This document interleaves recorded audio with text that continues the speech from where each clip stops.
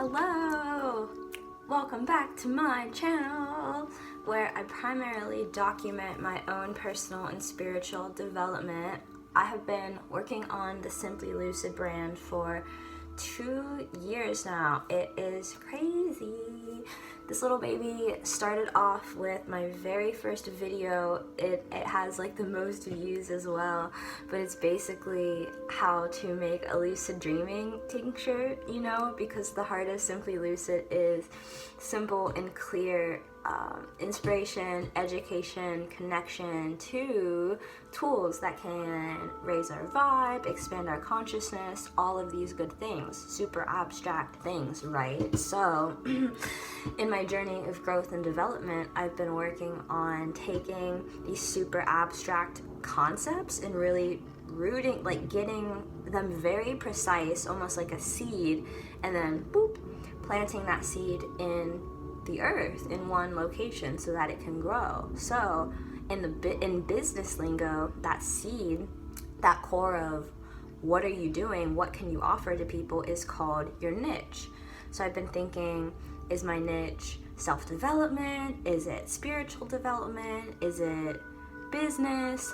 And I found that in the business and personal development niches, it's not like witchy or weird enough, you know what I mean? It's just like a bunch of white chicks being like, live your best life, you know, not to like rip on white people or anything like that, but it's so just like whitewashed in my experience and what I'm seeing, you know what I mean? And then in the witchy occult community, I feel like stuff can be too far out and like not even grounded into reality. So I feel like where I'm at niche-wise with Simply Lucid is really being a bridge between super practical, grounded business, like have your house, money in order, very Jupiter, Saturn alien type of energy, very masculine type of energy, you know, stuff you want to get down with.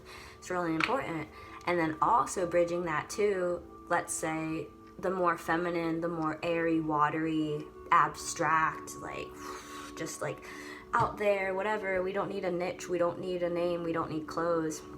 And for me, I want to marry both of those things because the baby of those things is very divine and beautiful as far as creation. So Simply Lucid started out, you know, more airy-fairy, abstract. I didn't really know what I was doing, and lately I've really been building a foundation for myself, the more masculine business type of foundation. I want to be an intersection between practical stuff and just magical otherworldly stuff, you know what I mean? So that's just a little bit about where I have been on the journey of building Simply Lucid. I just wanted to get on here because I haven't posted in a while, and I just wanted to stream of consciousness, share some stuff.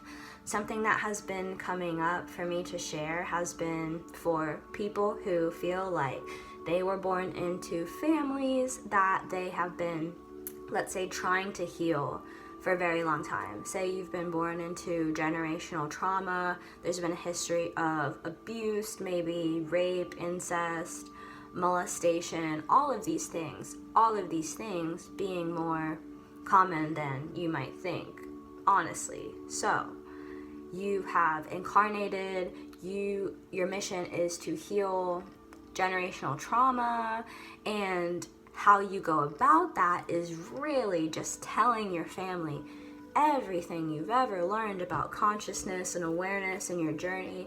And guess what? Not only do they not give a shit, but they're mad at you about it because you're healing. Your reflection of divinity threatens where they're at and their disconnect from that, you know? So in my experience, it was like born into whatever, you know, left the cave, so to speak, sought wisdom, light, understanding, got a little wisdom nugget. Oh, my wisdom nugget, you know, took it back to the cave, so to speak, and the people in there were like, not liking it. And then I'm like, what? You know, it creates this charge, it creates war then, because I'm like, you're gonna take, that's like taking the horse to water. It doesn't drink, so you drown it. And it's like, all right, now it's dead and you're a horse drowner. So my journey with that has been just taking it super personally, getting upset when the horse didn't want to drink from the water, when someone didn't want to take my wisdom, and then, even more wisdom comes along and it's like, hey, not everyone wants to be connected to unity. Not everyone wants wholeness, balance, and harmony. Facts. Not everyone wants to be healed. I was really naive in thinking, oh, I'm a healer, I need to save everyone. It's like, not only do you not need to save everyone, everyone's responsible for themselves. You are responsible for saving you, and not everyone wants to be healed. And it broke my little heart when I knew and understood that not everyone wanted to be healed, because then it was like, oh, there are parts of my own, then going inward, oh, there are parts of myself that don't want to be healed. What is that? And really sitting with that, getting into shadow work. Shout out Carolyn Elliott. I really like the work she does with shadow work. Shout out Seven Bomar. I really like a lot of work he does with inner standing and a whole bunch of occult studies and metaphysics. Super, super inspiring people. If you want to go look them up, I can links in the description, but so I'm on this journey. I get some new knowledge. I try to share it with people. They not only do not want to hear it, but they're really angry. That triggers me. I'm pissed. I'm like, why don't you want this knowledge? It will help you. Then I hit a new level and I'm like, okay, I'm not even responsible for giving them this knowledge. I'm responsible for giving me this knowledge, and they don't want it, and that is fine. I'm being a dick if I'm forcing it on them. And that was like, whoa.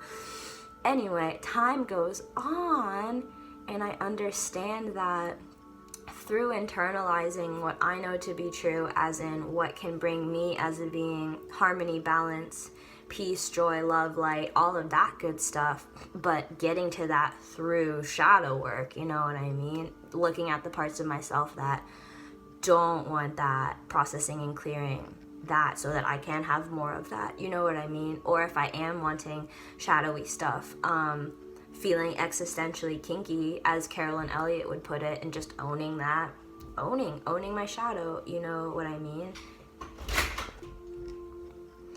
So time goes on. It's been 1 year, 2 years, 3 years, 4 years since I got woke, since my dark night of the soul type of deal, as the story goes. And I did not make it my intention to save anyone. I would, feel selfish if that's what I had to feel. I would not shame myself for anything I was feeling. And before I knew it, people who I never thought in a million years would be doing these, say, more holistic living type of habits, without me even saying anything, through just me doing.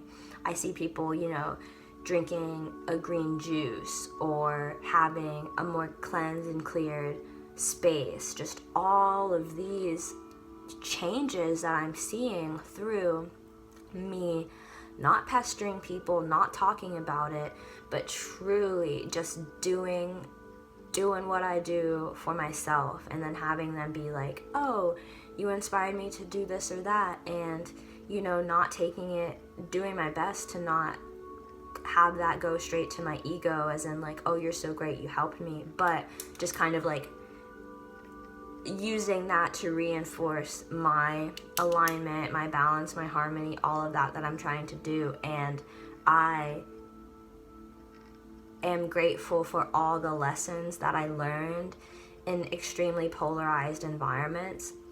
For example, in the past, I would go into an extremely polarized environment and I would internalize that polarization. I would judge people, I would judge myself, I would just, judge the shit out of people and how they were living their life. And I have been working really hard on not judging them, because I'm judging myself 10 times beyond what I'm ever judging anyone else. So again, it comes back from this internal place of like, I don't want to judge myself, so let me not judge others. And it's totally an ongoing practice, but I'm super grateful for the extremely polarized environments, the extremely polarized and charged conversations I might have, or like comments that are said to me, because, you know, they say, if you think you're enlightened, go spend like a weekend with your family, you know? Well, like, why not do, you know, I'm like, bitches trying to get enlightened, like, hey fam, let me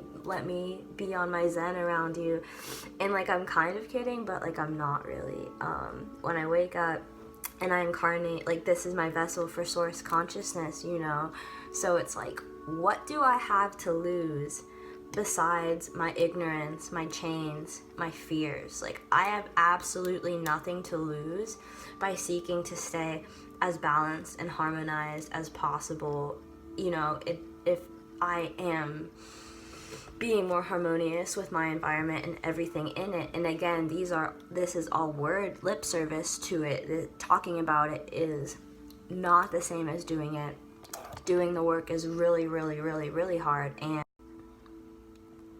it's okay to not show up some days. It's okay to, I'm not saying like it's okay to do X, Y, and Z. I'm just saying to not shame yourself for having a shadow side or being human or not being perfect. I would just say, like, do it. Experiment with not shaming yourself for like 1 week. Keep a journal of it. See what happens. Talk to me about it. So that is basically it for my download today. The essence of it just being, if you are getting disheartened, if you think that you are supposed to be this light worker and like change everyone's lives, trust that you are doing that already. Like, that is what's happening that is what you are doing. And don't be so attached to certain expectations of what that looks like for you. It's almost like, if you plant a seed in a ground and you don't see it for a while, you don't want to freak out and like dig it up to see what's happening. You need to plant those seeds and just trust that a process bigger than you is helping cultivate the growth of all sentient beings, you being one of them. And again, I'm really sharing this information because it resonates with me as true, and I don't know if it would resonate with you as true. Maybe it does. Share in the comments. Feel free to share, you know, where you're at with your journey, if this message resonated with you, how you are doing as far as harmonized relating with your environment and people in it. You know, when I say charge, I mean feelings that are like when you feel like triggered or like off your game at some point. Like, what makes you feel charged, what makes you feel triggered, and how do you get back on feeling harmonized, balanced, zen? Real quick, some tips I have: journaling. You know, keep a gratitude journal. Anytime that you are frustrated or complaining about anything, it's almost like, drop down, give me 20, you know. But no, just sit and write about what you're grateful for, because in my experience, things are never as bad as they seem. Journaling, gratitude journal. Stay drinking your water. Make sure you go outside, even if the weather is like wonky. Just, you know, go outside and understand that you are part of something bigger than your to-do list or what you have to do for work. Binaural beats, I highly recommend. Not even actively listening to them, but they're great just as a background. It's like giving your mind and subconscious a massage. It's really nice. Yeah, I don't want to share too much more. Just checking in this moment, you know, showing up to do the work and trying to support other beings doing the work. We're all connected. Yeah, all of that stuff. So, okay, until next time, thank you so much for supporting this channel. And if you would like to connect with me in person for my last event in the country for like a few months, you can come to Tranquility Salt Cave this Sunday, January